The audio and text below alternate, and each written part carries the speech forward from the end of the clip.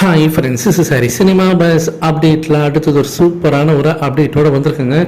So Rajini sir இப்போ அடுத்தது ஜெயிலில் செகண்ட் பார்ட்டில் ரொம்ப கான்ஃபிடண்ட்டாக பார்த்தினாக்கா ஷூட்டிங்ஸ் போயின்னு இருக்காரு. ஸோ பட்டம் வந்து இந்த கதை கேட்கும் போது ரஜினி சாருக்கு ரொம்ப ஒரு கான்ஃபிடென்ட் வந்துருச்சு. அதனால தான் செகண்ட் பார்ட்டுக்கார் வந்து ஓகேவே பண்ணியிருக்காரு அப்படின்ற மாதிரி சொல்லியிருக்காங்க. ஸோ வெயிட் பண்ணி பார்ப்போம். ஷங்கருக்கு அப்புறமேட்டா செகண்ட் பார்ட் ஓகே பண்ண வச்ச ஒரு டேரக்டர் யாருன்னு பார்த்தீங்கன்னாக்கா நெல்சன் தான். ஸோ அந்த அளவுக்கு கான்ஃபிடென்ட்டாக போகிறாருன்னா கண்டிப்பாக பட்டம் வேறு லெவலில் இருக்குன்னு நமக்கு தெரியும். இந்த படத்தோட ரிலீஸ் தேதி எப்போ, அதுதான் இப்போ $1 மில்லியன் கேள்வியாக இருக்குது.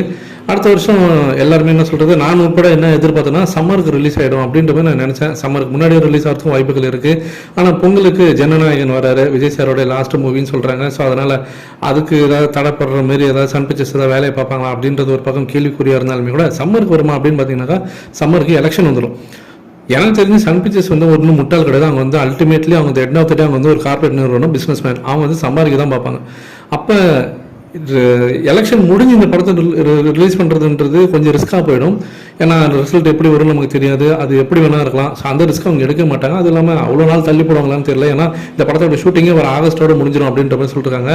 அப்போ ஒரு வருஷம் கிட்டத்தட்ட ஒரு 10 மாதம் வெயிட் பண்ணி படத்தை ரிலீஸ் பண்ணுவாங்க கேட்டால் வாய்ப்பு இல்லை. அதில் நிறைய ரிஸ்க்கும் இருக்குது, அரசியல் ரீதியான ரிஸ்க்கும் இருக்குது. அது இல்லாமல் படம் வந்து அவ்வளோ நாள் தள்ளி போகிறது வாய்ப்பு இல்லை. ஸோ சம்மருக்கு அடுத்த வருஷம் போகிறது வாய்ப்பு இல்லை. எலெக்ஷன் அதுதான் மெயின் காரணம். இப்போ அதுக்கு முன்னாடி பொங்கலுக்கு வருமானு கேட்டால் அதுவும் கஷ்டம் தான். விஜய் சாரோட படம் வருது.